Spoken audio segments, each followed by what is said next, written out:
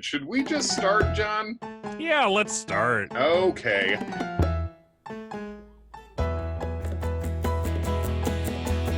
Kevin and John have not had much going on for the last 20 years that they've been friends. Still they miss that hit show that was on HBO. But it's time to whip out Cosmopolitans. Now they're just two dudes watching Sex in the City, and they're probably gonna miss the point, 'cause they're Sex in the City, Sex in the City, Sex in the City. Hi, everybody. Welcome to Sex and the Cidiots. My name's Kevin McCaffrey, and I'm here with the other member of my party-crashing pussy posse. John. Oh wait, it's an audio medium. I was trying to do charades. I was trying to do a charade. Oh man, you suckered me in. You suckered me in because that still works in an audio medium. The pause and then the explanation. You guys can picture him waving his hands around, which he did, and we are recording this so video-wise. So if this works, you will have the option to watch us and our dumb asses doing this video-wise too. How do you feel about your crib, John, for video purposes? Yeah, yeah. Oh, this is, people can see my, this is this is the jerk off capital of the world. I lived on Long Island. I've lived next to Long Island for a long time. I don't know what Suffolk and Nassau. Are you Nassau? Dude, I've been here for a minute and I don't know either. And you know what? One of them don't like the other one. I know. I can tell. That's what I'm saying. And somehow I've never figured it out. And it's only two. It shouldn't be difficult. It would be weird to not know if I was in Queens or Brooklyn. You know what I mean? But yeah. I think where Queens and Brooklyn meet, that area, you could very easily not know which side of the line you're on. I guess that's true. Yeah. So wherever you are, it's I the think I'm in jack-off Suffolk. capital. I'm talking about this room, brother. Yes. Follow us on Instagram at Sex and the City. It's on Twitter at Sex Cidiots Pod. And if you haven't yet, of course, please write us a review, and a rating would be lovely. You're running out of time. We only have one season, but split into two letters. It is 20 more episodes. Thank God. I'm glad. And I don't want to stop. It's like a Tetris puzzle, Kevin. When we release the last episode, all of them will be deleted off of iTunes. Oh, shit. Yeah, so people have to binge to catch up immediately. And then they have what? Then maybe the last episode they just have to listen to live? Yeah, I guess so. Yeah, I don't know how it works. We'll have to get the Woz on the phone, I guess, and figure that out. Steve Wozniak reference? Is that our first Woz drop? I think it might be. Hashtag Woz drop. Yeah. For sure. Hashtag Year of the Woz. Yeah, well, that's cool. This episode is called I Love a Charade, John, and you already alluded to that, what with your hand motions and stuff. And I know you want to know. First, I'll just say this is an episode that's been pumped up to me. People puffed it up. People told me this was a big time episode, and I think it was a very good episode, I will say. It was good. There were several what I would call LOL moments, laugh out loud. I did enjoy some of the lines. I will say, like, there wasn't a ton. I mean, I did write down things, sure, but I think it was just like it was a very feel good half hour of television. I've definitely written more for other episodes I liked less, I'll say. So that makes sense. This episode was nominated for directing and writing. And it was also nominated for costumes. I assume that's because people show their boobies, so the costume nominated for a big set of cans. Melons. Fucking Carrie's dress at the end of this thing. Oh, woof.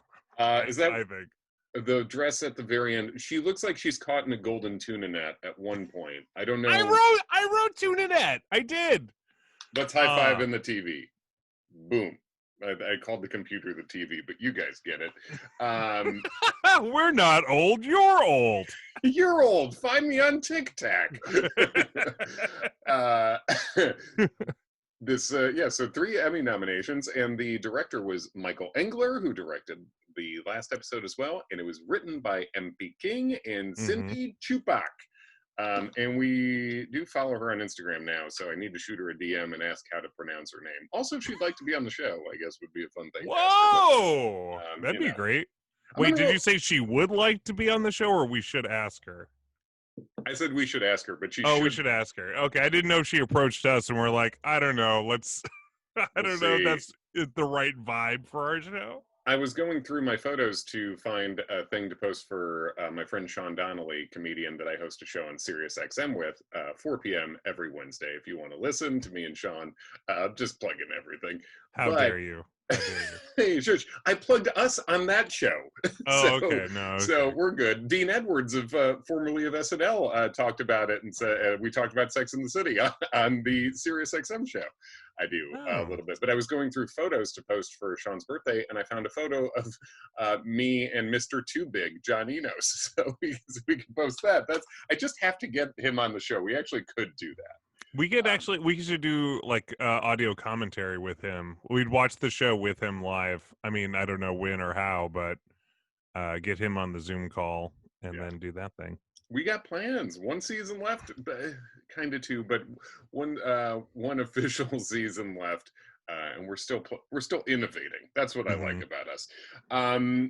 So this aired on September 8th, 2002. Of course, Labor Day-ish. That makes sense. Didn't notice how many people were wearing white or not. Also, that style tip is bullshit. Wear white if you look good in it. Anytime. That's the rule. Tell you, I watched with 2 adult women this time, and they noticed how many people were wearing white at this wedding. Yeah, it's a Hamptons maybe it's just before, like the Saturday before Labor Day. Is it? Well, just wearing white at a wedding, I think that's the thing. But yeah, it's summertime, and people are wearing linen. It's not like pure white, so. Yeah, it didn't look like it was a bunch of people in bridal gowns, but yeah, I think typically don't wear white at a wedding unless the thing is wear white at this wedding, which it seems like this kind of was. And this popped to 733 rating, so there we go. That's the a 733. Way bigger than last week, you know it. Damn it, put it on the chart. The chart. If you guys are looking, it's behind the Astoria and American flag over here. Each one of the stars represents 1 million American households watching sex in the city. So John, what do we want to do? I guess I'll read the recap, right? The HBO recap. I guess. Yeah. I mean, if people want to know what the fuck happened in this episode. What the fuck happened? Well, I'll tell you what the fuck happened. In I Love a Charade, in the season 5 finale, the girls head to the Hamptons for the wedding of a flamboyant lounge singer, that's code for gay, played by Nathan Lane. Meanwhile, Charlotte's clandestine affair with her lawyer takes an interesting turn. It's not really a clandestine affair. They're doing stuff now. Especially after she announces it at brunch to her friends. True that. Miranda and Steve blur the line between friends and lovers, and Carrie finds a potential suitor in a motorcycle riding colleague, parentheses, Ron Livingston. Ron Livingston getting the parentheses treatment. Pretty good. He's great. Well, his Band of Brothers work is really paying off now. Yes, his Band of Brothers, his Office Space work. John, I have a question for you. And I didn't hear what that question was, but I can assume it's how you doing? No, it's Jim Beam Apple, baby. It's summer. It's getting to be summer. You want a nice little fruity treat? Damn. It's whiskey. And it's apple, and it's delicious. I just drink it right on ice, baby. Nice, man. You're rolling deep, you're rolling rich, and that's why I'm dropping this soundbite on you, which I know you can't hear, but trust me, you like it. I've got an armadillo in my trousers. I'll give you that one too. I wish I could get you to hear it, but me and the listeners are enjoying the return of the sound bites there. Well, that's fun. I'm drinking gin and tonic right now. I drank tequila earlier, and I finished both the tequila and the gin, so I'm on to whiskey next at some point. That's wow, the trifecta, baby. Was the let me ask you something. Was the tequila clear? It was. Yeah. So you're switching from 2 clears to a brown. I don't know if that's a good idea, Kevin. For your own safety, I don't know if I can recommend that. What do you think will happen to me? You're just gonna get so drunk.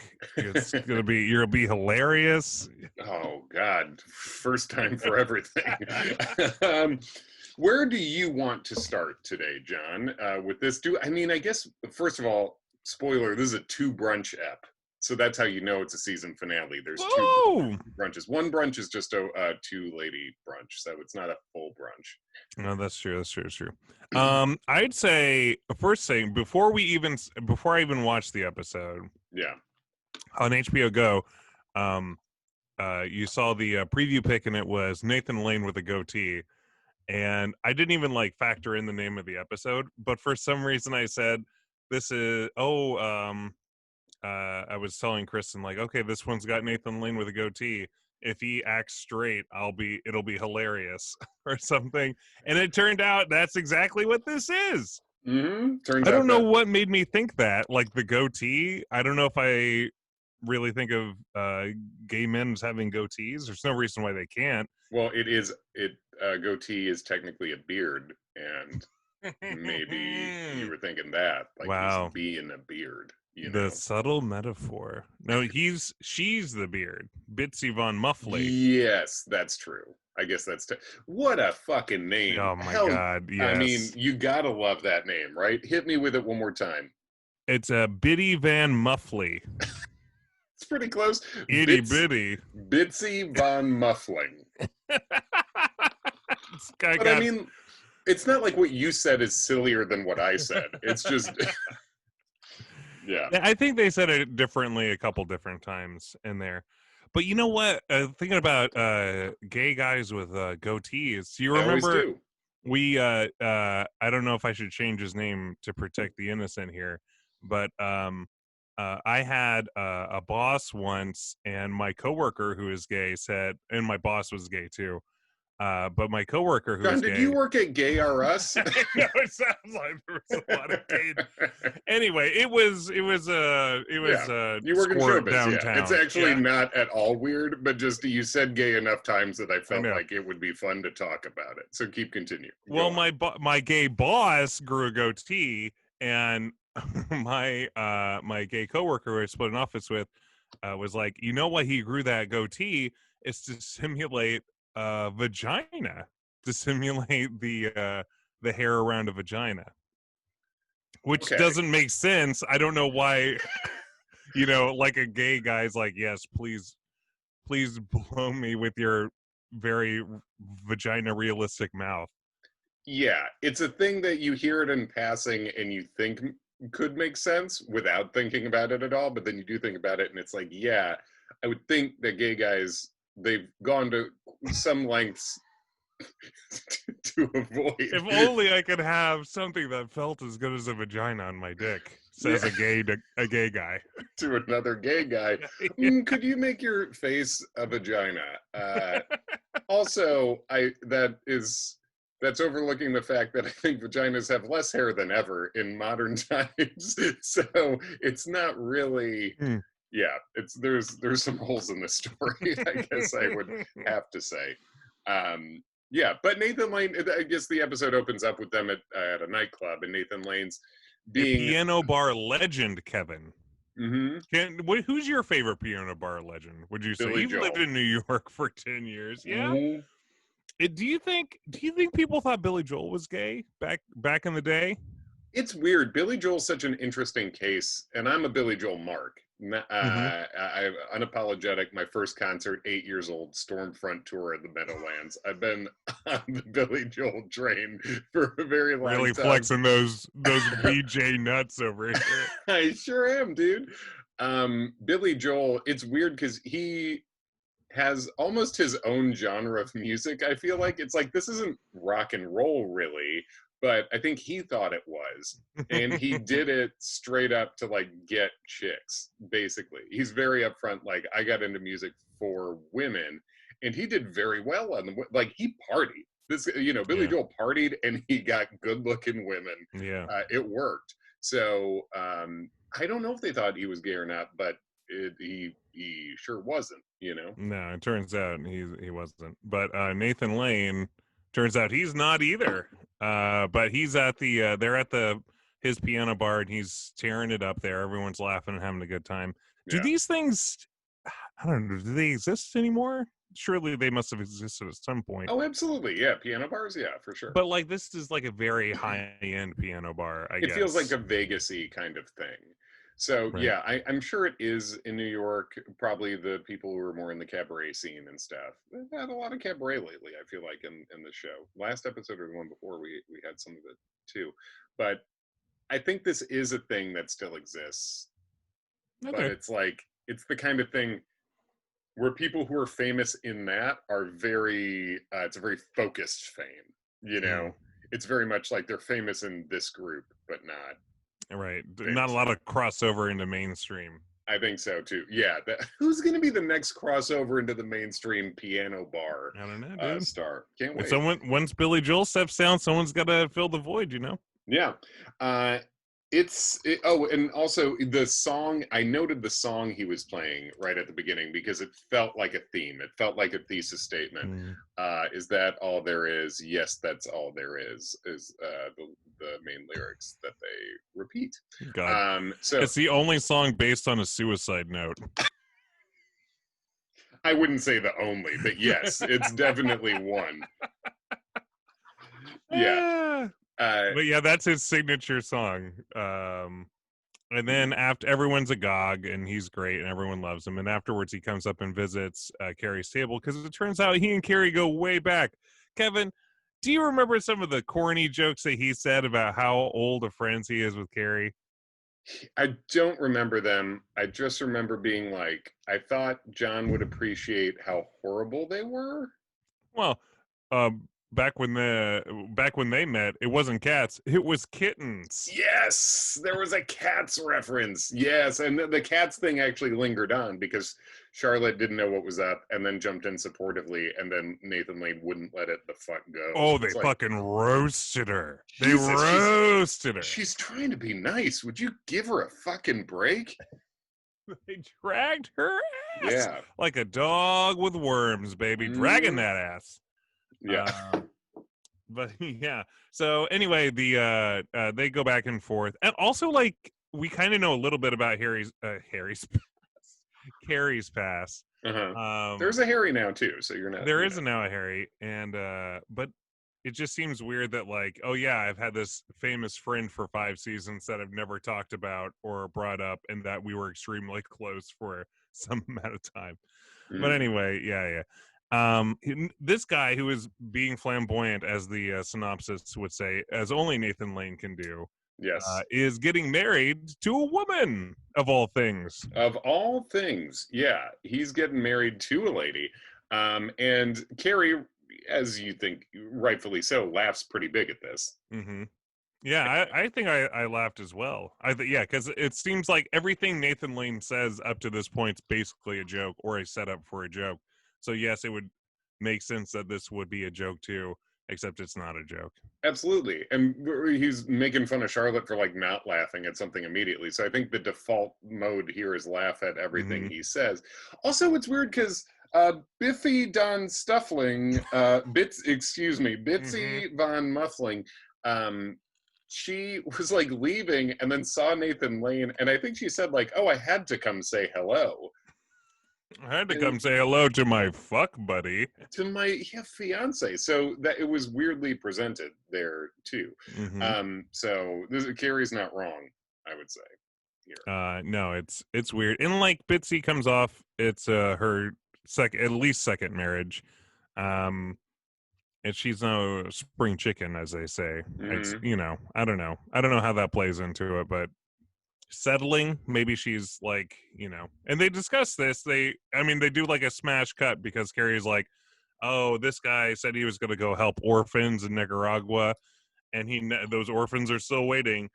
Right. This wedding will never happen. Smash cut. The wedding's happening. They have the invite in the mail. It's happening, she says. Yeah, and a pretty good cut. And she's, it's good that she's I like that they get the invitation and she's not still being I mean, she's still cynical about it, but she's not like, I like that the bit wasn't that she kept not believing it. I like that she's like, well, fuck, it's happening, basically. It would be funny if she kept being like, this wedding will never happen. They cut and she's in the audience of the wedding or whatever. Yeah. Just handing like $20 to Miranda or something. Yeah. And then they'll never consummate it. And then she's sitting by the bedside while they pork. Yeah. I like that you corrected fuck to pork. Excuse me, let me have some respect here and name it after a pig food. This episode is brought to you by the other white meat, pork. That most of the meat on this show is pretty white. Not the most diverse thing ever. That's fine. That's what this friend group is.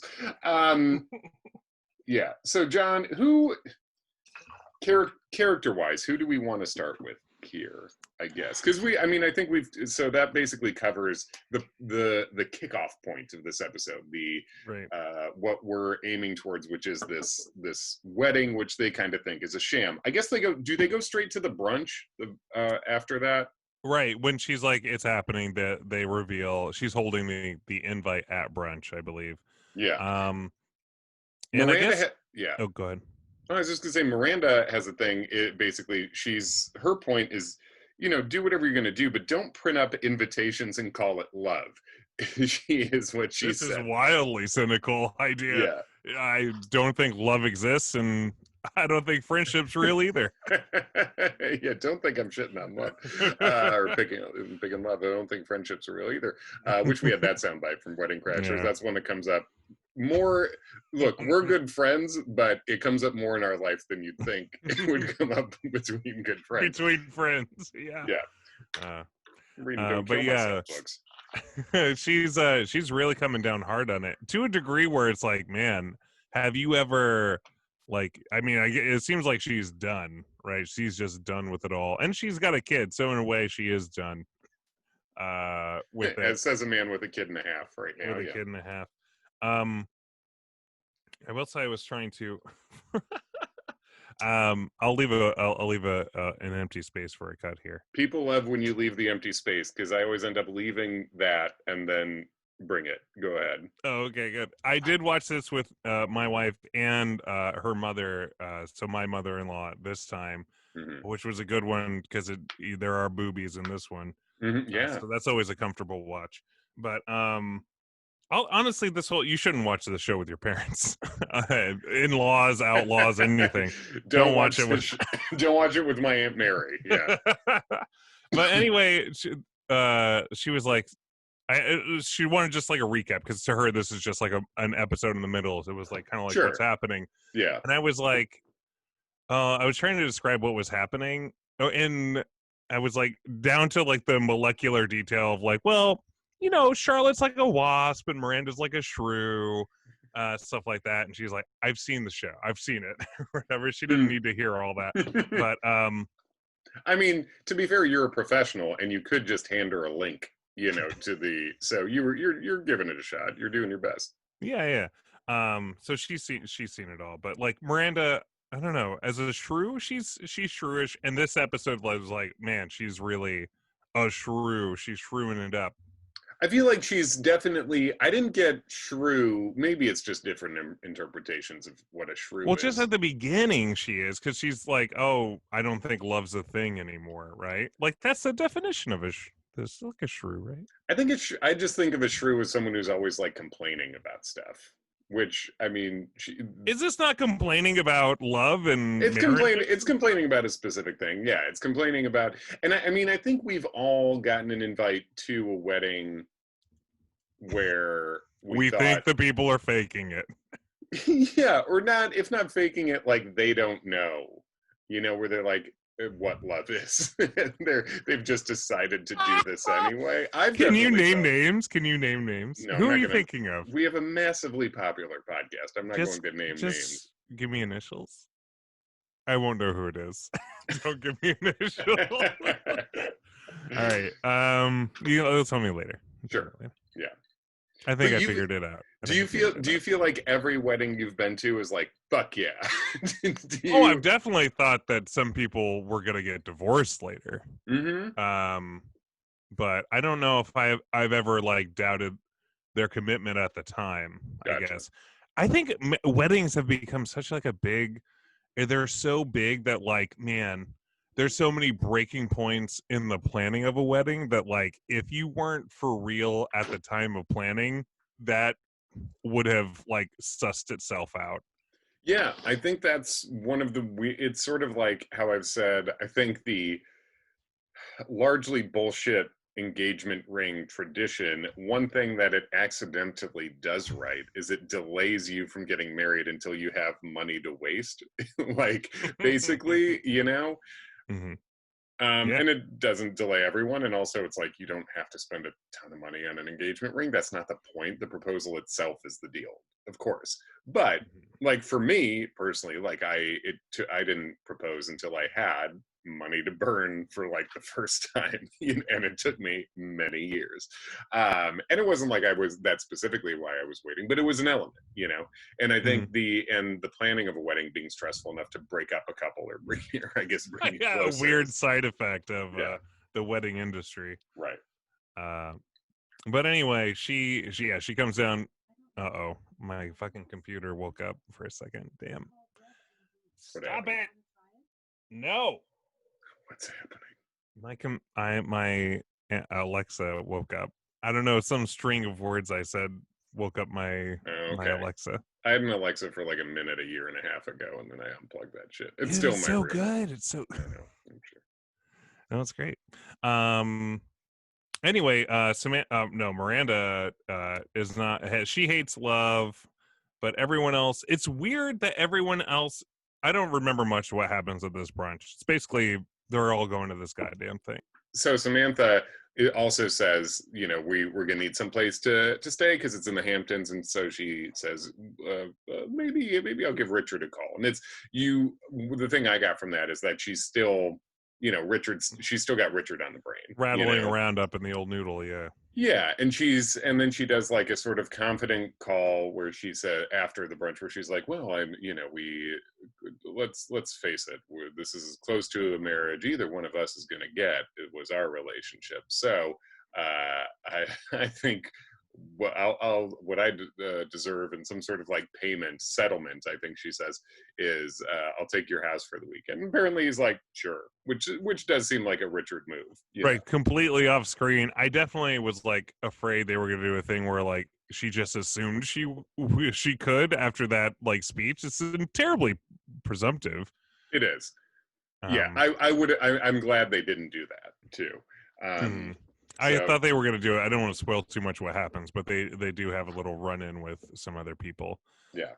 But let's just do Miranda first, because sure. She goes home after a long day of work, and she's tired, and Steve's there, and his shirt's off. He's looking sexy. He's dreaming about basketballs. They don't say it, but you can tell the way you can feel it. Yeah. He's sleeping. And she comes in, she sees his rock hard abs, the child's there and playing, and they end up doing what people do, man. Well, she smells lilacs that he got from Ma's garden, because apparently flowers grow great when you drunkenly barf outside your window every morning. And I ate lilac seeds? Well, how drunk did I get last night? I ate a shit ton of lilacs at 3 a.m. And so she said, Miranda brings it up, and then I believe Steve says, "They're good flowers," and then that's Steve's line that gets it done. Mm-hmm. And then they hook up after that. I've used that line a lot of times, dude, and it does close the deal. They're good flowers. The good flowers. Mm-hmm. Yeah. So, and I didn't really have too much.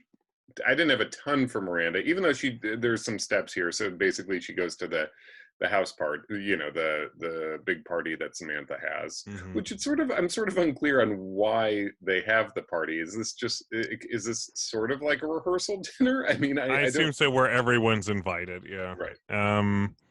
I don't know either. I guess it's also just so Sam can be like, he's got a big house. I might as well throw a party. This is the thing I do, so I might as well. Yeah. I do want to say Mary, my mother-in-law, also chimed in ugly kid. Ugly kid. So there's a note. There's a note for you. Not a good-looking kid. Hell yeah, Aunt Mary. That's great. I like that. He's not a good-looking kid, though. Honestly. Yeah. If you're the kid who played Brady, please contact us. Yeah, We'd like to hear from you. I'd like to see what happened to you. The kid's like 16 now, I think. Has to be. Yeah. So he's the kid from the Nirvana album, Kevin. Oh yeah, like the Brady kid. Yeah, right. We got to see what happened to him. Yeah, yeah. This is Brady now.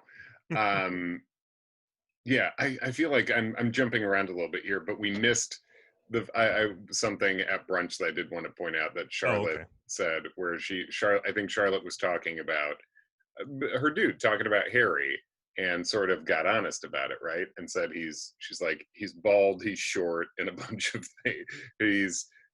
He's Harry. His name's Harry. Like, she doesn't like his name, but because he is hairy everywhere except his head. And then they asked, like, but how's the sex? And she's like, it's the best sex of my life. So she says that, and before they go, we see. I guess we can get to that in the Charlotte part. It's weird because they sort of split up, but they all get back together within moments. This is a hard one to split up character by character, I guess, which we also don't have to do. It's weird to think like this is the best sex of my life. I mean, when she had the Muad'Dib filling her up with his spice on a regular basis. God damn it. Yeah, he's gone, dude. This is it. You can't, no more. Come on. No more Dunes until Dune comes back. That's it. Muad'Dib, I feel like you just started saying too. Yeah. That's the name of the promised one. The Kwisatz Haderach. That you do. John, do you smell toast? Or do you smell pennies? Are you having a stroke right now? All right. Anyway, Queequeg's coughing. All right. But yeah, how many times do you think Charlotte's had sex? Or how many different partners? 22. Okay. What were you gonna say? I was gonna say less than 10. Less than 10? We saw her fuck so much in the early seasons, though. I think we might have. And she was already in her 30s. Really? All right. Yeah. I guess so. I don't think she did a lot of fucking early on, necessarily. No, I think that's probably true. I think she had her most partners in her late 20s, early 30s, probably. But I think she's for sure in the teens and possibly to the early 20s. I'd say that she had done a lot of dating without having sex.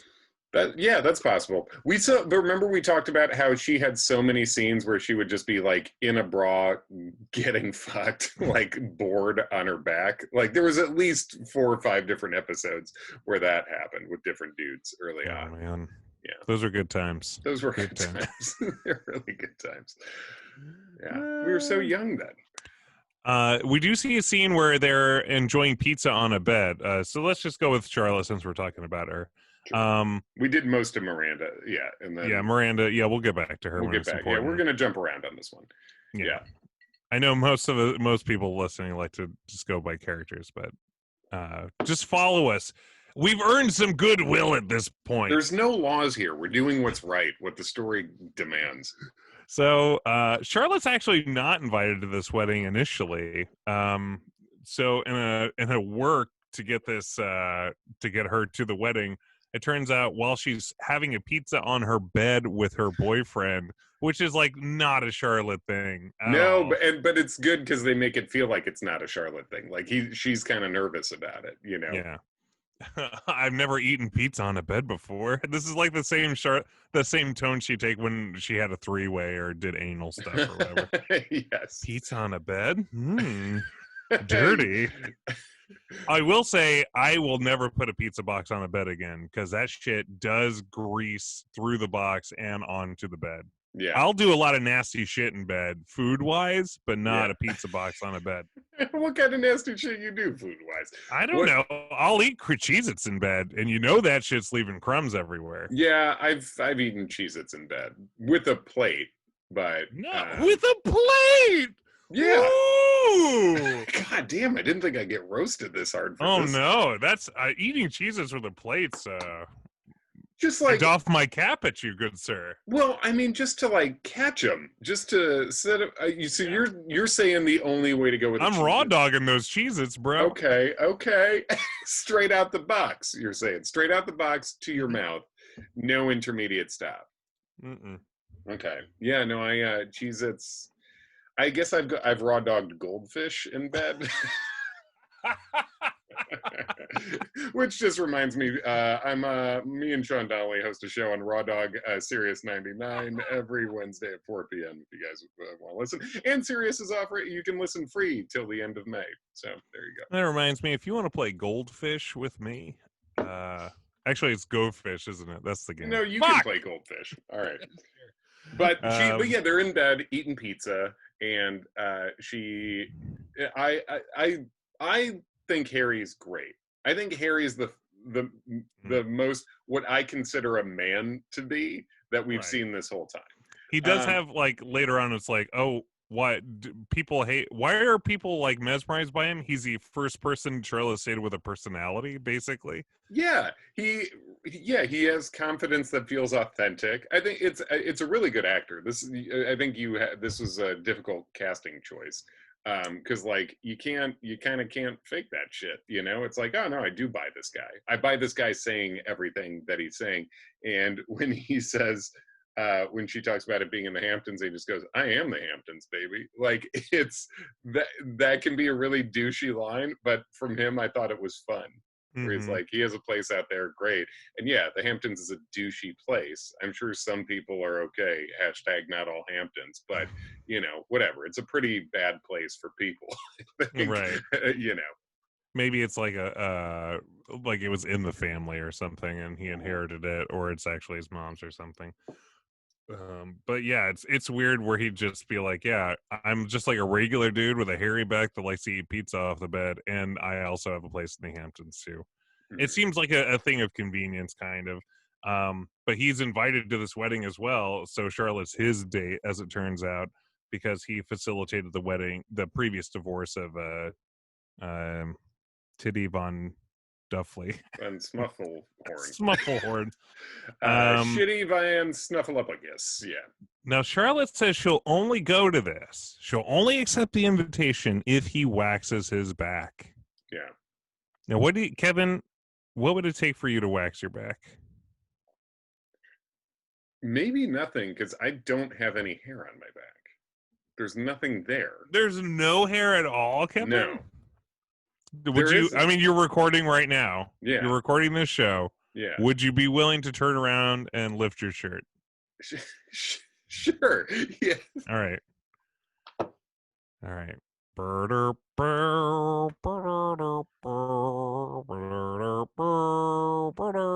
Now bend over. Touch your toes. No. Is that what about your chest or your pubic hair or something? Yeah. Show me your dick on Zoom. No, don't show it to me, but what would it take to wax that? I mean, would you go out if Jamie was like, man, I really want to do this thing, but I need you to like wax your chest? I find it to be weird, but I don't know. I guess I would need some sort of offer. Because like I don't want to do it, right? Like, well, you're also not a hairy guy, so you don't have a lot of shit to wax. I would wax my chest. I'll show you. You showed. Do it. Get ready for this. Yeah. Whoa, damn, dude. I had to literally get out of the way. The microphone was covering everything. Covering where the hair was. Yeah. Yeah, I don't know, man. It's just like a thing that's never come up. I have like I'll buzz stuff. No, it has to be wax. Yeah. I would wax if Kristen was like, you have to wax something to do this thing for me to get involved with this thing. I'd be like, yes, I would do it. And I know it seems like low risk, but I'd do it. Yeah. Well, that's your. I don't know. Yeah. I would. I don't know. Maybe this is me just saying I want to get waxed. I just want to feel what that's Get like. waxed for the show. Kelly Clarkson. But he does it. He's kind of like fine, like he's just down for stuff.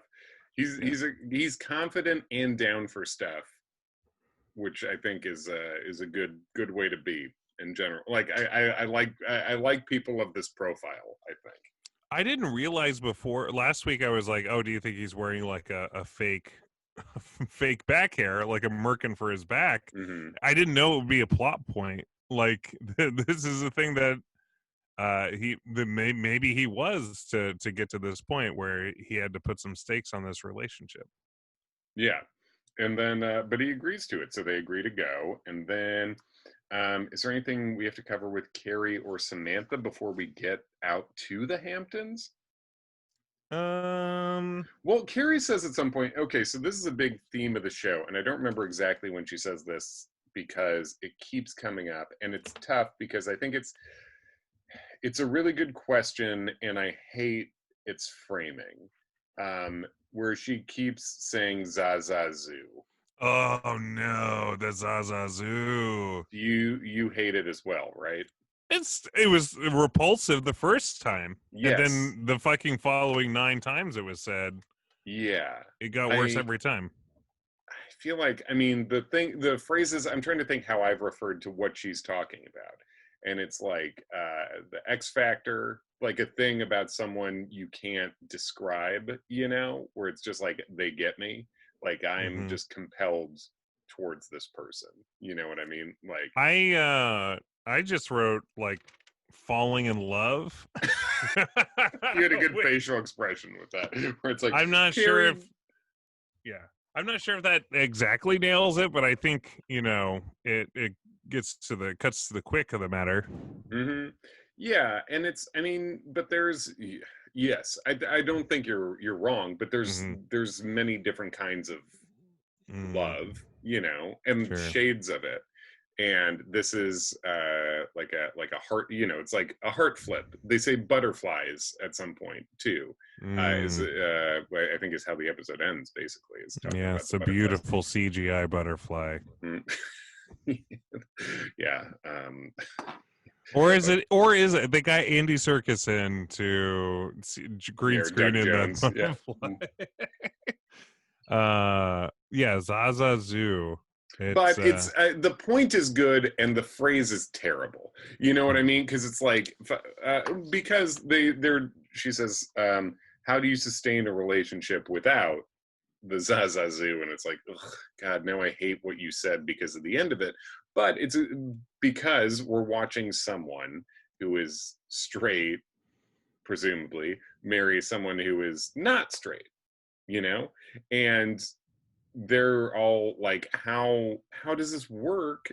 Because there's a ceiling on that kind of relationship, because you're not mostly like compelled to be with each other sexually, like that, like right. I don't think. Whoa. It's maybe the candle. Spooky boys. Los Spooky Boys. Los Spookies. Yeah, I haven't watched that. My friend Julio. That's his project, Julio Torres. Oh, I saw him perform at Serious Matters. Mm-hmm. Back when live comedy was the thing. I know, those were the days, weren't they? Mm-hmm. That was fun. But yeah, I don't know. But you know what I mean? Like having the illustrated couple of Zaza Zoo be like two people. It's more of a Charlotte and Harry thing, because those people, like an ostensibly gay man and a straight woman. Yeah, I don't know. It seems like they wouldn't have Zaza Zoo at all. Does that make sense? It does. Well, but that's what they're saying, is I think they're wondering how this works without that. Mm-hmm. And I think one of the themes of this episode is like the idea of settling.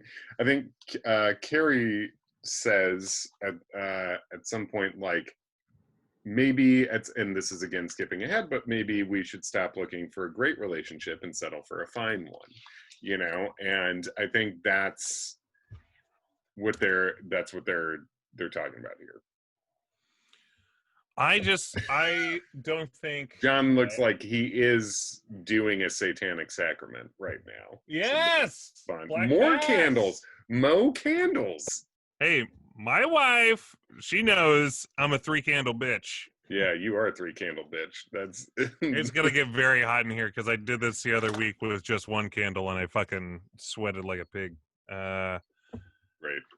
All right. So anyway, we'll never get to the fundamental nature of what love really is. Nope, that's but you know, but that is like, but it's a thing where people, I mean, I wrote down that for a long time, I think straight women looked at gay guys as there were plenty of straight women who did marry gay men, obviously, and this still happens, and I'm sure vice versa.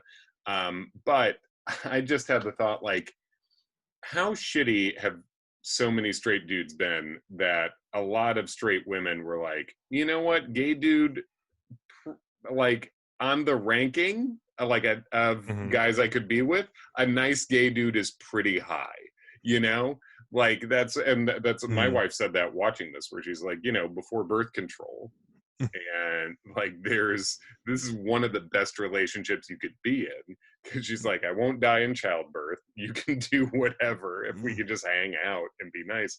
It's like, but that is a bummer to think of life that way, you know. Yeah, I just think, like, man, if I somewhere down the road was like, you know what, I'm just gonna marry a lesbian and be happy, I don't know, I would just think like, this probably wasn't plan A, B, or C. No, and you get to live once, and how do you want to do it, I guess. Right. And that's but that's one of the main things they struggle with here, so that's good. Yeah. But they seem very happy, so mazel's off. Yes. Great. All right. So, you know what? One last thing before they actually make it to the Hamptons, I'd say, is that they stop for, as you say, second brunch, I believe. I'm not sure if this is second brunch, actually. This is just lunch. It's Carrie and Miranda having a meal while Samantha's still, like, planning out the shit on the phone. And Carrie sees some hot biker come in, and he takes off his helmet, and it's none other than Jack Beef, your boy Ron Livingston. John Cheeseburger. Jack Beef's here, and he is, he's here to chew bubblegum and wipe ketchup off people's lips, and he's all out of bubblegum. He also calls it catsup. Yes! I missed that, but he did. Why are you? But I've heard you say catsup, but I think you know what you're doing when you say it. I think you're saying that it's some sort of charade, Kevin. I think I am. I think I love a charade, but I think when you say catsup, you're being a goof, and that's what he's doing here. Is he's being a goof. Well, he's funny, and he has some funny lines. They do make him likable as well, I'd say. They do a pretty good job. He said he's got a motorcycle now to get over his breakup. Hello, I'm single. Yes. And he really, really sort of digs into Carrie's lip with his thumb. He really gets aggressive like that. Yeah. I don't know. What do you, as someone that they don't have any sort of physical relationship prior to this, right? Right.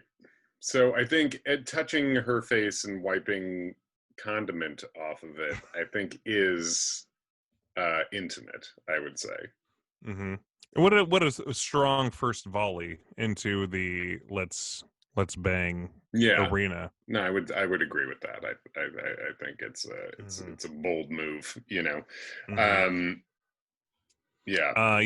this is the scene where she's caught in the tuna net too. So I guess she went for a swim off the coast. Yes, of the golden tuna net. Mr. Broadway has to go tinkle. I just had that as a quote written from much earlier. Boom. Let's get into the Hamptons house. I think that's where we're at now.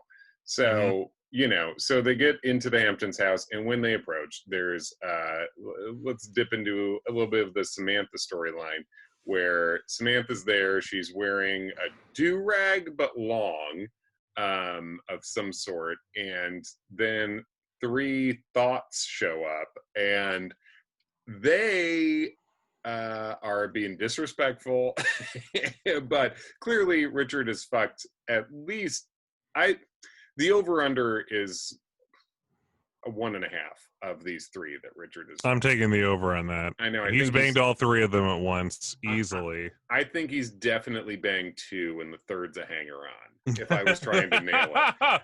They're just writing the coattails. The 2 did the hard work, and the third one, I mean, maybe they're bringing a new sacrifice or something for Richard. Yeah. Yeah. Pool sluts, Kevin. Have you ever just banged someone for privileges to their pool, or? I can honestly say no. Okay, that I have not done. Have you? Wow. Oh yeah. I mean, for way less than for just to use their washer and dryer. Sure. In New York, dude, that's a bigger deal than having a pool, especially in the time of COVID. That's a big deal. Yeah, but they're like, basically there's these dumb young ladies who are showing up and fucking with Samantha's good time for this party she's put together. You think that they would? I mean, I guess, like, right, they're not going to just buzz off because Samantha says so, and it turns out to be a pissing match immediately that they don't want to back down from. But, like, you think Richard would, like, put his foot down one way or the other, I guess, but that would be not good for the story, more or less. Yeah. I mean, and honestly, he probably didn't know the young ones were there that weekend, because he said we could use it anytime. So when Samantha ambushed him and said, like, I get your house, and he said, cool, cool, darling, or whatever he would say, he probably didn't think to call all his extra hoes and be like, hey, can you guys just be cool and not go this weekend? Right. But everyone has cell phones at this point, I'd assume, especially the individuals involved at this point, where Samantha could be like, Richard, please tell these women to leave. I think so, but I also think Samantha would be like, that's a weak move. I got to take care of it. She's already been like, I'm taking your house. He said yes. So I think she doesn't want to be like, Richard, please. It's a weak move, but it's also like, these women are ruining my good time. They're showing their tits to everyone. Yes, true. But I think this is a point we brought up in maybe the first season of this show. Showing boobs at a party always makes it better. And this is a thing because this really tests the limit of that, because this is an engagement party, or not. It's a fucking rehearsal dinner. So basically, presumably Nathan Lane's parents are there. Yeah. And what are the chances they like tits? Yeah. Yeah. I think the thing is, when you host a house party, and I've hosted many, and John, you've hosted some too with me. We lived together in a house my senior year of college, John's junior year, and many of those were catered events. And very similar. We had the upper crust of Manhattan come visit us during those events. Right. But when randos come and get weird, it's annoying in the moment, but it's actually good for the party. How about that hot take? Because everyone has something to talk about and bond over now, and now there's like a weirdness, so it sets the party apart. It gives it a unique element if there's a little bit of crazy at that party, and in this case, it's some crazy boobies is what's happening. Yeah, I mean, I was just talking to Kristen the other day about how I wish more people were topless at my wedding, and I was really sad that everyone let us down. I'm sorry I kept my shirt on, I think, the whole time. And as best man, I don't know, maybe I should have been the first one to go topless. Everyone, I mean, I don't know what else. Did you want it on the invitation, Kevin? Show your boobies, please. SYB. It said SYB. Yeah. Yeah. So they're at the party. There's boobies flopping around. It's weird because they refer to them as the double D's, but one has big old fake boobs, but the other one's like not really, right? No, the other one's like notably not double D's. I Like mean, we're especially not double D's. A- B+. Yeah. But one has like ginormous boobs, so I guess it evens out. Right. But yeah, they and then this becomes like a sticking point because Samantha confronts them in the kitchen, where she is able to use some hilarious food props to simulate what it'd be like to have ginormous boobs. I'm talking about cantaloupes, people. We're talking melons. Yeah. We're talking melons, and she busts them out and starts, oh yeah. And then And they're like, maybe if you had big titties like that, Richard would be fucking you instead of us, or something like that. And then Miranda does what we call in the Mrs. Doubtfire business, drive-by fruiting. Yes. Hashtag drive-by fruiting. Hashtag big can't read. Yeah. And she whips a melon, and it breaks the glass. Which, if you slow the frames down, John, you can see the glass breaks well before the melon gets there. That's how hard she threw it. The force. Yeah, the glass felt it coming and decided, for safety, I have to break myself. Uh-huh. The glass sold it. Yeah. It sold the melon. Right. And if that wasn't bad enough, everyone noticed, Kevin. Everyone noticed the fucking fruiting, so it became a big talking point later on. Right. Well, that's okay. But that's basically that covers Samantha. Basically, I will say one more thing really quick about what happened in that kitchen is that the lady with the big boobies, I believe, casually picks up 2 half lemons from, I assume would be a serving tray of some sort, and starts rubbing it in her hair. I don't know if you saw that, but it is, I guess, it was confirmed for me that that's something that people do occasionally to lighten their hair in the sun. The sun interacts with the citrus, and it okay. Yeah, it's a weird but then thing. they put the lemons like back into the serving dish. You can't do That's that. not That was never okay. There was never a time. No. All right, you can use the lemons for whatever you want, but then you keep them. They're your lemons. Yes. Yeah. So, all right. So that wraps us up on Samantha. Okay, I'll give you the choice here, John. Do we bop over to Charlotte stuff or to Carrie Burger stuff? Let's do Charlotte. I mean, Carrie's the closer. We'll close with Carrie. Okay, so Charlotte is while the booby ladies are running around, her guy boobing it up. Yeah, her guy Harry does a fun thing where he says something. I don't know. He's goofing around. He doesn't give a shit, but he refers to these tits being out, and she says, "Stop saying tits," to him. She is being way too bossy about every detail about who he is, just acting like he's offensive, basically. Which I thought he was gonna reach a breaking point and be like, "Are you with me or are you not?" You know, like at some point, which would have been fair, but he's really chilled out about it, and he has a pretty good sense of humor. He's already waxed his back's fucked up.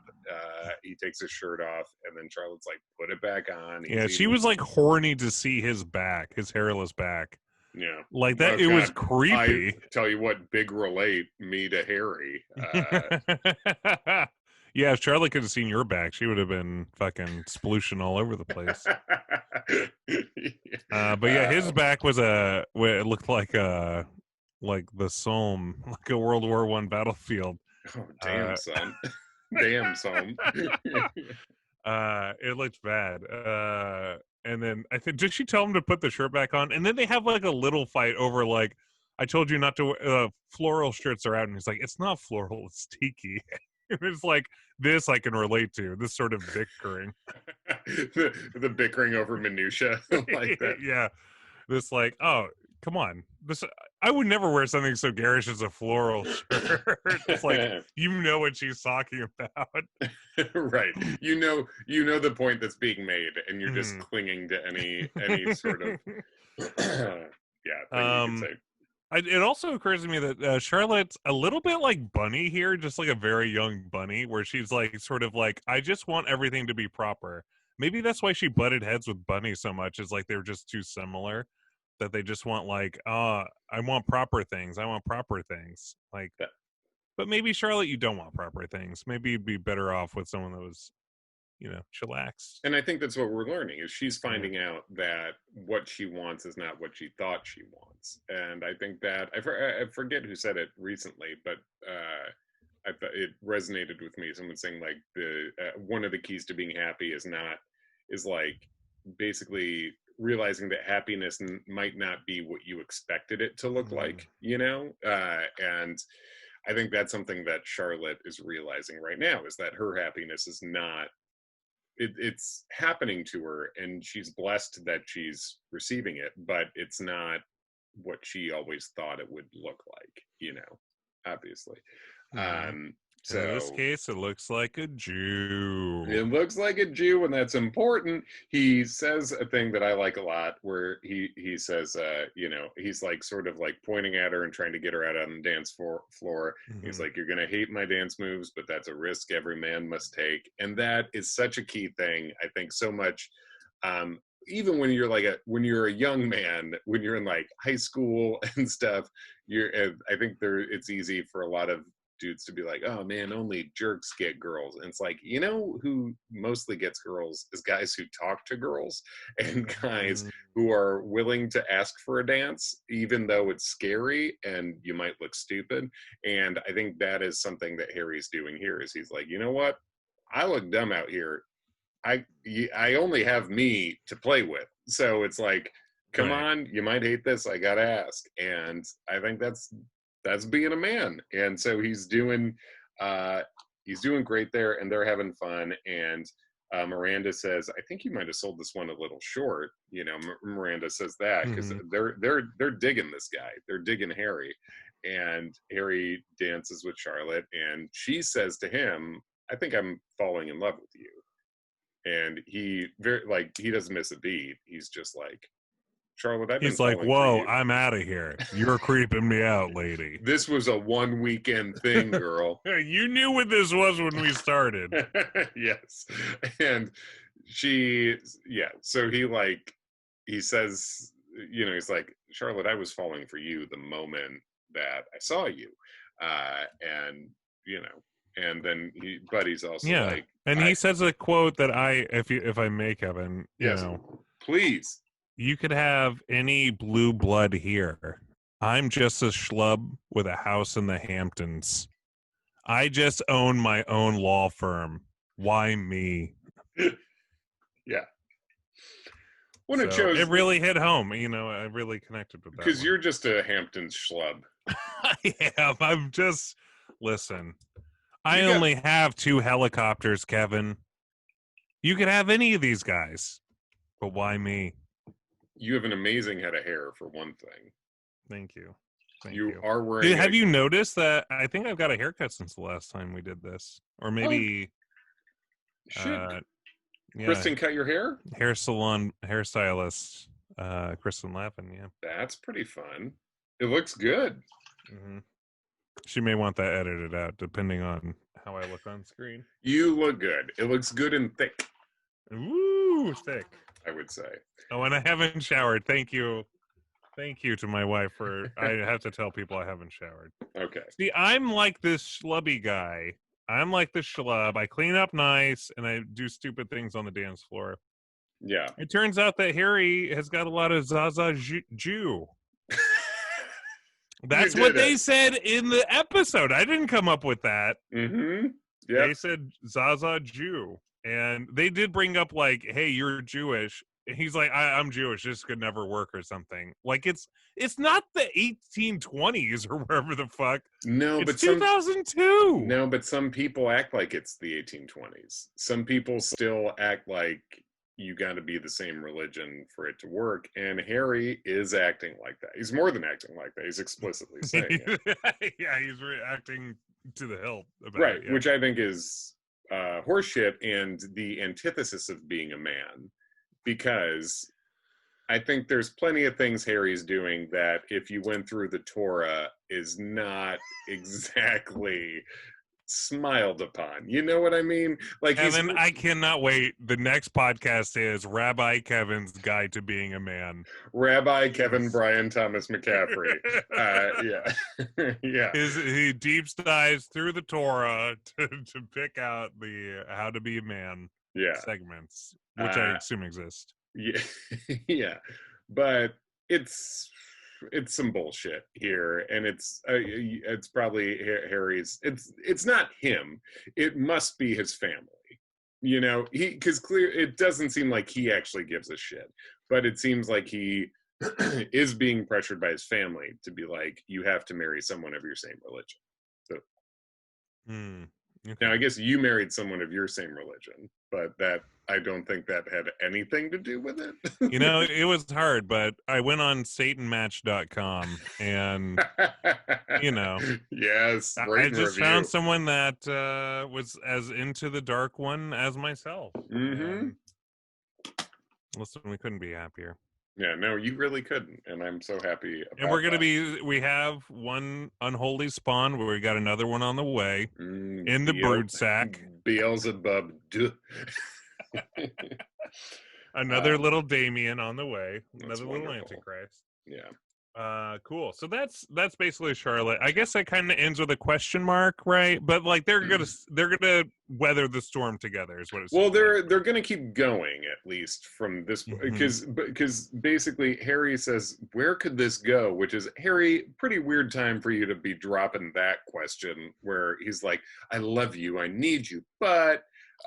You know, and then she says, I forget exactly what the exchange is, but basically she's like, so what now? He's like, you know, let's have this dance or something, and it's very much like, we have tonight, let's be in this moment, you know. Wow. Just like the song, just like the suicide note. Is this all there is? Yep. Cool. And now it's and Charlotte says she can marry a gay guy. You can't marry an Episcopalian. That's a good line. That's a good line. That's pretty good. So I wrote down that line. Dude, do you know what an Episcopalian? What any of that is? Do you know what the big difference with those people are?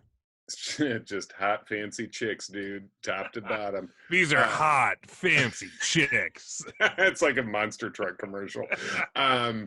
Yeah, I mean, it's Catholic light, basically, is the deal. Oh, okay. It's I legitimately did not know. No, it's Christian. It's mostly Catholic things, except like a little less. Yeah, but what's that little less thing, Kevin? I think they don't think they're actually eating Jesus literally.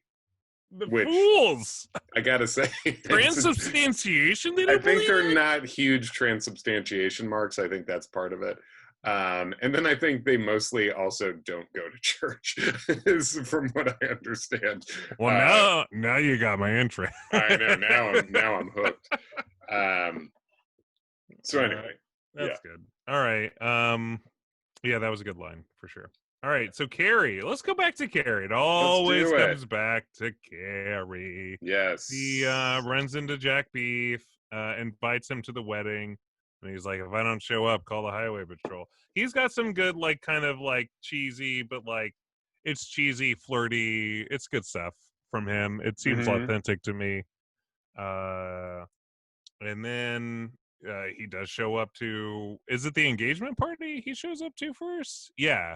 He shows up on his motorbike, and they go hang out, like, near the entrance of the thing, I guess. Like, not with the rest of the party for some reason.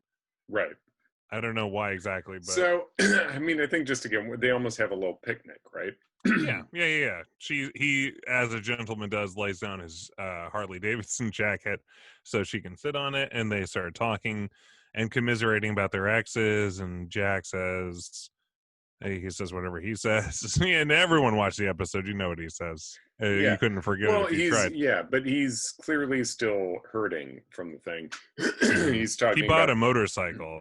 Have you ever bought like a fancy thing after a breakup? Or God, I mean, not even like a breakup, because I know you haven't broken up with that many people, but just like a feel good, like man, I'm in a something shitty just happened. I'm gonna buy myself something to sort of cheer myself. Oh, I've definitely done. Yeah, I remember I bought an Xbox when I hadn't bought a video game system in many, many years. I did that. I think after the excuse me, the VH1 show I was writing for ended, and I had left working at Letterman to work at this VH1 show, and it was ended up only being for like 2 or 3 months, and then that was it.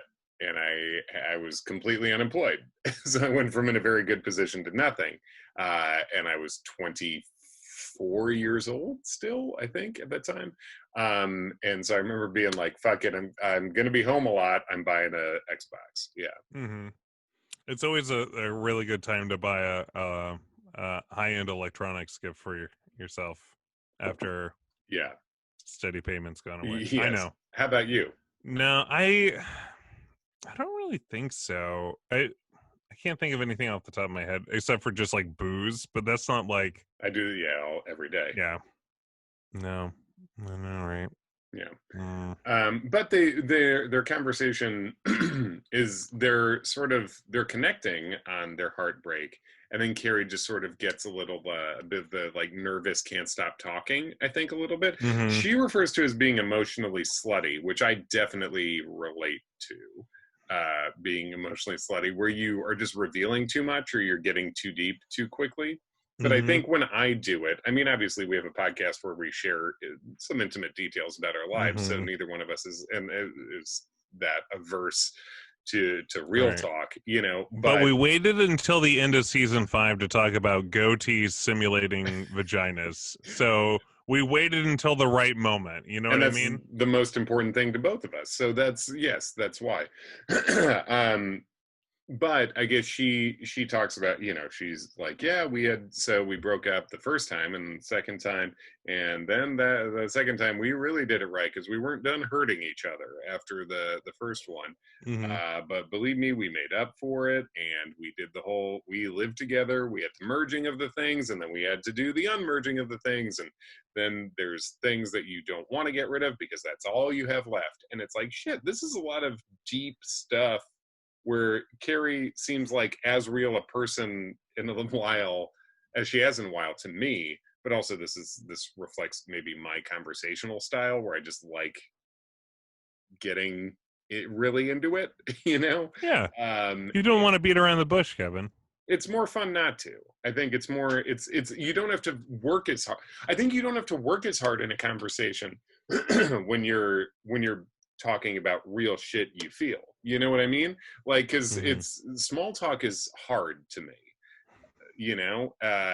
but when you are instinctively talking about things that actually matter, that's easier. And I think that's what Carrie was doing here. And then he starts basically fucking hyperventilating and has to run away. She does. I mean, they play it up for her that she is like sort of panicky. It's almost like a dig up sort of situation where she realizes like, all right, I'm coming off as sort of half crazed now. Let me pave over that. And then she ends up like digging down, further. But yeah, he does have a sort of weakness of character here by running off as fast as he can, like fucking trying to pull the tablecloth out from under. It's his jacket. But like, he's not like, can you get up so I can get my jacket? He literally pulls it out from under her. It's a little cowardly. It doesn't. It doesn't bode well for this dude, I don't think. No, I mean, for a guy named Jack Beef, you'd think he'd have a little bit more intestinal fortitude. And we should acknowledge it. We know it's Jack Burger, but Jack Perday at Jack Perday on Instagram and Twitter, John Daly. he likes saying goofy names. And who's to say Jack Beef isn't more fun? Of course, Jack Beef is a good time. Jack Beef. Yeah. Jack Beef. John, do you feel like you're an emotionally slutty person? No. I think I'm probably the emotionally prudish, perhaps. I think maybe a little bit. But we talk deep. How dare you? And you recoil. Mother. That is so John Daly. That's so John Daly. He says something that's it's okay for me to say. Of course it's okay for me to say. And then I'm like, yeah, you are like that. And he's like, God, I rescind my best man offer. You're no longer Lark's godfather. But I think like you, and I may not be right on this, but I feel like you're quicker to diffuse maybe.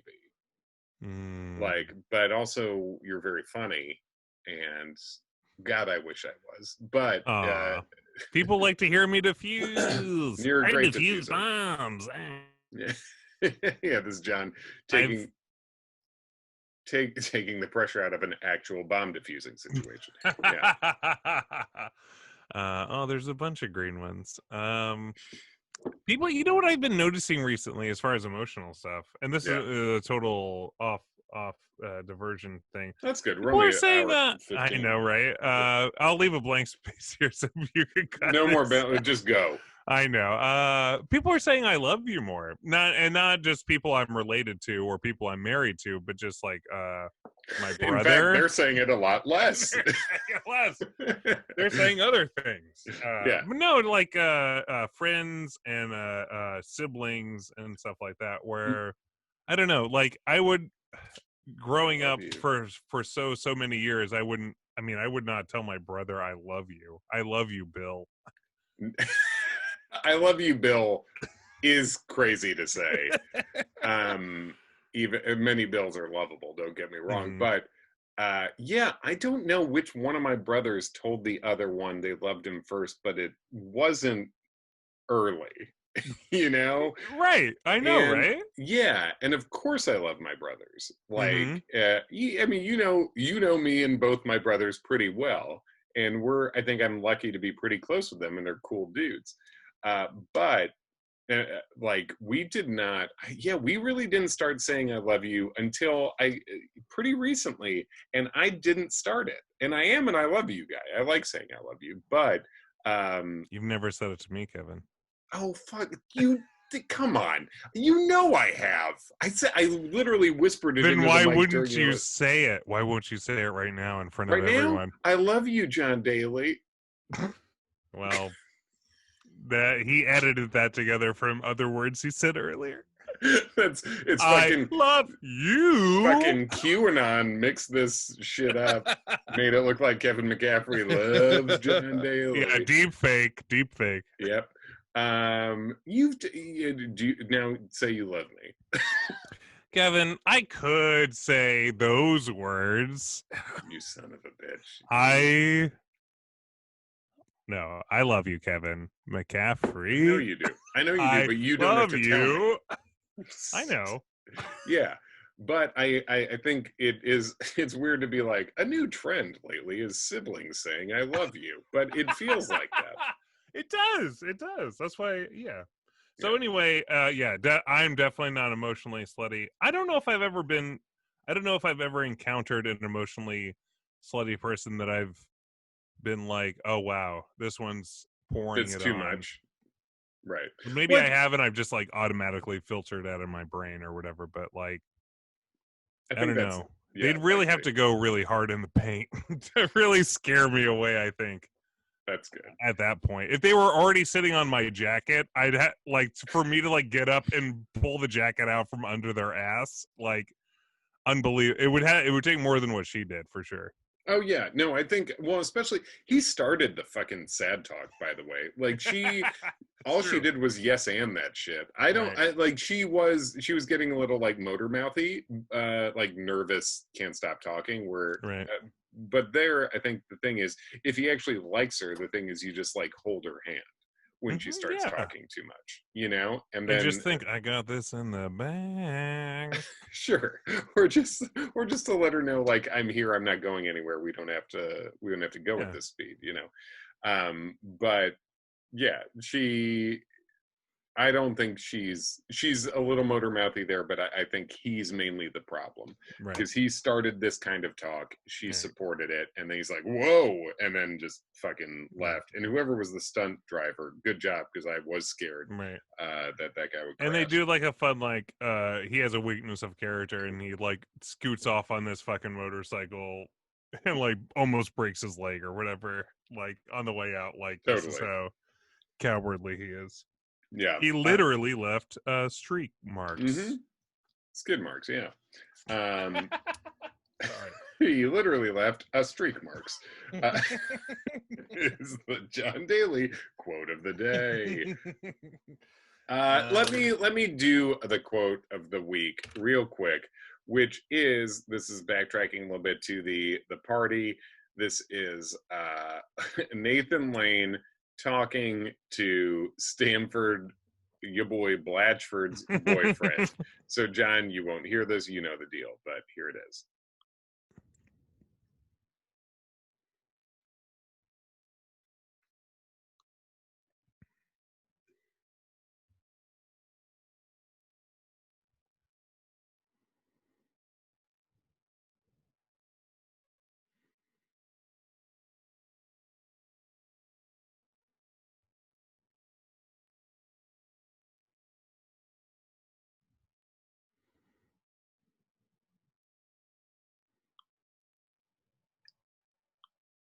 Please put a shirt on before I marry you. Also, one large pizza, hold the salami. Yeah, no one puts salami on a pizza. There's so many things that are dicks that go on pizzas. Pepperoni, sausage. Hold the sopressata.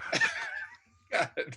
Have you either eaten a pizza or a dick in your life is the question, Nathan Lane. So, anyway. God, it'd be crazy if you hadn't eaten either one. Yeah. I just want to say also, and it's not for everyone out there, but like that scene is like right out of the person who I worked for, who is litigious, so I cannot mention their name. Oh yeah, but, no, yeah, right out of their playbook too, about like just the groping, the objectification. He felt me up in an elevator in front of my wife more than once. Jesus Christ. Woo! Yeah. More than once? More than once. And I maybe honestly had 12 conversations with the guy. Yeah. Whoever it is. It's Bill Gates. It's God. I hate for Linda to have to find out like that. Friend of the show, a listener, Linda Gates. Damn it. Is it Linda? Yeah, Bill and Linda, right? I don't think so. I think it's. I'm pretty sure. Okay. Let's just say Linda and move on. Carrie says, in the absence of sex, what distinguishes this companion from anyone else? Is what she says, which I think is, you know, they talk about like, can you keep the spark going, and can you, you know, and like in the absence of sex, again, it's like you're just marrying your best friend at that point or whatever, which is great, good for you. Marrying your best friend's a pretty good gig. It's not the worst scenario, but it's also not everything you want. If it's just that, you know. Right. So, yeah. I mean, and maybe it is everything she wants at this point, or you could work out something where she gets dick on the side or something, but I don't know. Zazu. Zaza dick. Bitsy von Neufling. So anyway, they go to the ceremony, right? It's time for the fucking ceremony, finally. Carrie's hair and her outfit, it's a double whammy, folks. It's an absolute fucking 0. F- from John Daly. Style maven. Unbelievable. The outfit, I guess you're trying to hide the baby bump at this point. I guess that's what we determined. I guess here it's at true. Yeah. Daily HQ. But the hair, there's no excuse. The baby's not coming out of the top of your head. You ain't Zeus. She ain't Athena. That's all I got to say. Oh man, you're so good at style burns. Weirdly, the baby ain't coming out of the top of your head. That's fucking legendary. Then they have I mean, they say stuff during the ceremony. None of it really. I mean, this is what I have for this. The whole point, and I think this is weirdly a huge theme we have not addressed until this very late in the show. But one point is that I think no one knows what's happening in a couple except for that couple. And that is something I've said before on this show, but no one really understands unless you're one of the two, you know? Mm-hmm. Like, and you can see couples from the outside and be like, what the fuck is that? I don't get it, whatever. And the truth is you don't. You can't.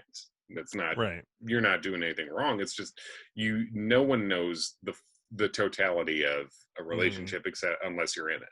And even then sometimes it's hard to know the totality of it. So right. Especially as like society, like the further back in time you go in society, the more the relationship is supposed to look normal, right? It's supposed to look normal the further you go back. So this is 2002. Like today, if there was a guy who I like almost assuredly knew was gay marrying a woman, and be like, all right, they know what they're doing, they've got their shit figured out, that's fine, or whatever. I wouldn't be worried like, dude, are you just trying to like you're not going to really be happy if you're pretending to be in love with this woman or whatever back in 2002. Or if you go back further, you know, like you know, you just want people to be happy. Yeah, yes. And I think that's a thing that does come with age too. For me, it's been a thing where I think I've struggled to not try to live all of my friends' lives for them, you know? And I think it's easy for me to say because I'm me, but like, I think it comes from a good place, but maybe not too. I mean, probably a little bit of both, but I see my friends doing something, and it could be work or relationship, whatever. And I'm like, and I've frequently gotten very stressed about it because I think they're worth more than whatever choice they're making. But what the fuck do I know? And sure. And I think that's a thing that like with age I've thought I know less, so I think I've been more apt to, like you say, be like, okay, they know what they're doing in some respect, they're not blind to what's happening, they've weighed the options and made the choice. And also, like, straight people can make fucked up choices too. Oh my god. Like, absolutely. No one's straighter than me on earth. I'm tied for the straightest person on earth, and I'm so stupid, and I'm so confused all the time. And it's, obviously. Straight, stupid, and confused, the Kevin McCaffrey story. It's the next album, dude. Nice and Drunk was #1, and yeah. Just a continuing string of adjectives that describe you. Yes. Nice and drunk, and then straight, stupid, confused. Yeah. Let's throw something. Oh, I guess straight could be good, but yeah, it's all negative. Let's throw tall in there or something. But all's good, yeah. Bearded. Sure. Yeah. But no, what I was earlier, I made mention of a couple that I was like, oh, I don't think they're. I put a date on it when I was at their. I was like, oh, I don't think they're gonna make it to this or whatever. And it was like, man, that was. They've exceeded it. I mean, that was like a straight couple. So like, in my mind, it's like, yeah, it's like straight people can make bad decisions too, seemingly bad decisions, but it turns out they're fine. So it just turns out you never know. I can't think of a gay couple who got married who I thought was making a mistake. I can think it's many straight couples, and there's a sample size thing there too. But that's right there. One thing I very much liked at the end of this episode was, well, we should say your boy Jack Beef comes back and dances with Carrie. So it seems like that's Mhm. moving forward. It's very brave of him to dance with her, despite her hair, despite her outfit. She looks like a lampshade. She looks like I don't know, some sort of Shih Tzu, perhaps. Sure, she looks With like her a hair. Shih Tzu. You look like a Shih Tzu. But I really liked at the end of this season, great season finale thing. Sam and Miranda are dancing together at the end. With Brady. Brady's in the mix. Sam's been banning Brady from everything. They had tension. Sam had baby insecurity. And the fact that Sam is Miranda's dance date, I love that. I love that friend moment. Nice. I thought that was great. It was very good. I will say it's like, how many times does Sam and Miranda have to like make nice at the end of an episode? Because I feel like they did that last episode or two. The one where they put the vibrator in with the baby. Like, it's like, oh, you guys are simpatico again. Like, every episode you begin at odds and then you get back together. Right. Which is like, all right, I don't mind it. It's just repetitive after a little bit. I will say, they also add in, Miranda gets a good line here. Good line alert. Zaza, ooh. I don't know. I like that. And it inspired me, Kevin, with the Zaza Jew and the Zaza ooh. Yeah. I've got a list, and you can feel free to cut me off at any point. No, just go. I'm gonna let this Mustang run wild. Perfect. Zaza Roo. I'm talking about falling in love with an Australian marsupial. Yeah. Zaza Kung Fu, falling in love with Bruce Lee. Very specific. Many people did it. Yeah. Zaza Crew, falling in love with Yale's rowing team. Yale's? I go Brown. Ooh, you're such a Charlotte. Zaza Boo, falling in love with a ghost. Zaza Moo, I'm gonna let you guess that one. Falling in love with a sorority member. Phi Mu? Is that Mu? MU? Yes, or are you we're talking about? It was a cow. It was a cow. Okay, Zaza Moo. Zaza New Metal, falling in love with Jonathan Davis, lead singer of Korn. Ooh, shit. And that's a good shit. Zaza Catmandu, falling in love at a Bob Seger concert. So everybody, that's how everyone meets. Yeah, that would be that's the last episode. I do know that about this show too. The last episode, they go to see a Bob Seger concert. Hell yeah. It was 2004, dude. That's what everyone was doing. That or Nelly. You had to pick a side. Yeah. And the last thing I said, Stanford's hot boyfriend who got harassed by Nathan Lane. They asked why he was around when they were talking about, like, why are they together? And he just said, maybe he makes her laugh. And no one really said anything after that. And then towards the end, Stanford and he are dancing together, and Stanford makes him laugh. And I thought that was very well done. Very well Even done. though Stanford said, like, we haven't had sex since they picked China or something. Yeah, they whatever it is, they haven't had sex in a very long time. So that's troublesome, you know. Yeah. But they make each other laugh, and isn't a laugh basically your mouth having an orgasm, Kevin? I don't know, man. If so, great news for both of us, I think. And Kevin, you could reach my mouth's G spot with how much you make me laugh. Thank you, John. Me too. I guess we've been 69 in this whole time successfully. I think we're done, right? There's nothing else here. Got it all. I think we got every bit of it. There's no meat left on this bone, my dude. No, don't even try to suck it. Hey, everybody. Zaza Blue falling in love with a Smurf. Damn it. Thank you for listening. Follow us at Sex and the City. It's on Instagram. Follow us at Sex City. It's Pod on Twitter. And you can message us through either of those apps or at Sex and the City. It's at gmail.com. And if you haven't rated or reviewed us, what are you waiting for? We see the numbers. Our reviews our reviews are so good, and we've read a lot of the best ones on the air. The last one who enjoyed how much of a devil worshiper John is after our 1 star. But thank you for listening, everybody. We can't wait to start season 6, which thankfully is 20 episodes long. So we got 20 more Fridays with you. Thanks for just a quick clarification: are we starting with 6A or 6B? John. Zaza fondue, Kevin. Kevin and John have not had much going on for the last 20 years that they've been friends. Still they miss that hit show that was on HBO. But it's time to whip out Cosmopolitans. Now they're just 2 dudes watching Sex in the City, and they're probably gonna miss the point, 'cause they're Sex in the City, Sex in the City, Sex in